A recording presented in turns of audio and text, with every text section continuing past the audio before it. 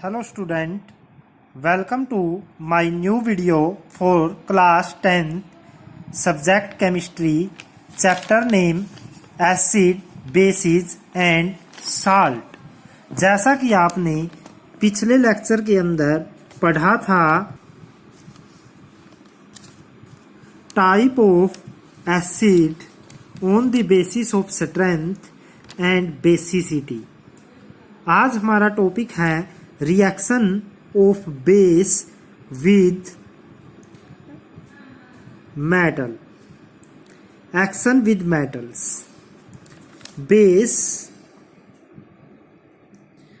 Plus metal give salt plus hydrogen gas.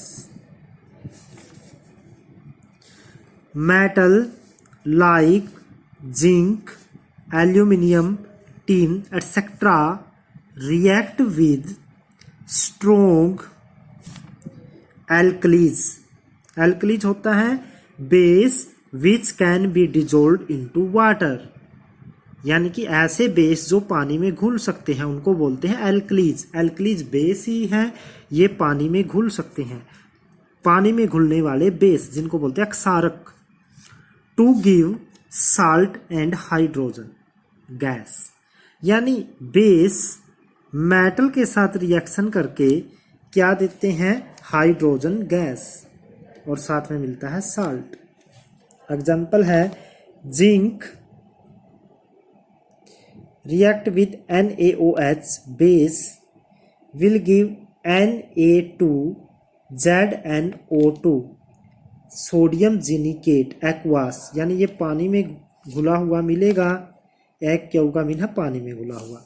NaOH जो लेकर चले थे वो भी एक्वास था, और Zn ये है जिंक, और साथ में मिलती है हाइड्रोजन गैस। इसका सेकंड एग्जांपल है Sn that is in solid state react with NaOH aqueous give Na2SnO2 sodium stannite plus H2। ये हो गया साल्ट जो एक्वास सॉल्यूशन के अंदर है, और ये मिल गई हाइड्रोजन गैस।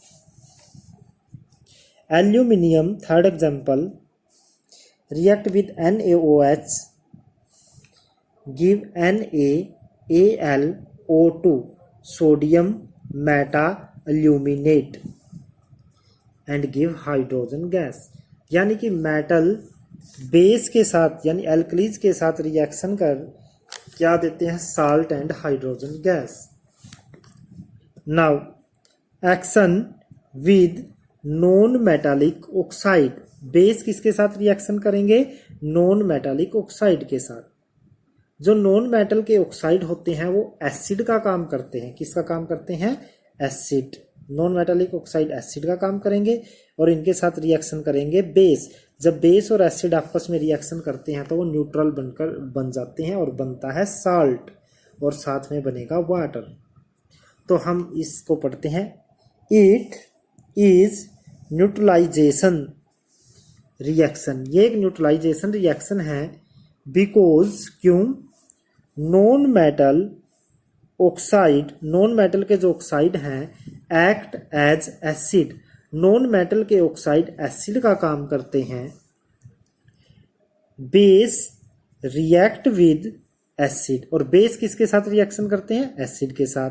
यानी नॉन मेटल के ऑक्साइड ने किसका काम किया, एसिड का, और इसलिए बेस ने किसके साथ रिएक्शन की, नॉन मेटल के ऑक्साइड के साथ, और क्या बनता है, salt plus water.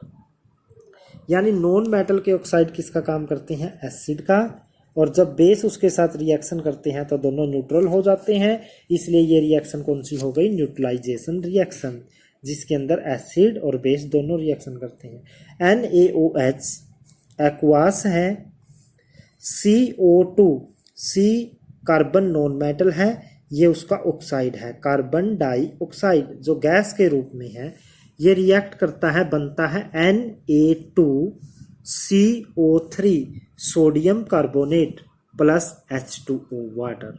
Sodium carbonate एक साल्ट है और H2O यानी NaOH बेस हो गया, CO2 एसिड, बेस और एसिड ने रिएक्शन करके क्या बनाया, साल्ट, इसलिए ये कौन सी रिएक्शन हो गई, न्यूट्रलाइजेशन। सेकंड एग्जांपल है CaOH ट्वाइस एक्वास, नाम है calcium hydroxide, react with SO2 sulphur dioxide. Sulphur एक नॉन मेटल है और ऑक्साइड इसका ऑक्साइड है ऑक्सीजन के साथ, तो बनता क्या है CaSO3 plus H2O, salt plus water. यानी नॉन मेटल के ऑक्साइड एसिड का काम करेंगे, बेस उनके साथ रिएक्शन करके क्या बनाएंगे, salt plus water. Check non metal oxide act as acid. आओ चेक करते हैं कि नॉन मेटल के ऑक्साइड एसिड का काम करते हैं। सबसे पहले हम क्या लेते हैं, एक बर्नर, बर्नर के ऊपर हम एक रखते हैं स्पून, स्पून के अंदर हम डालते हैं नॉन मेटल, कोई भी नॉन मेटल डाल,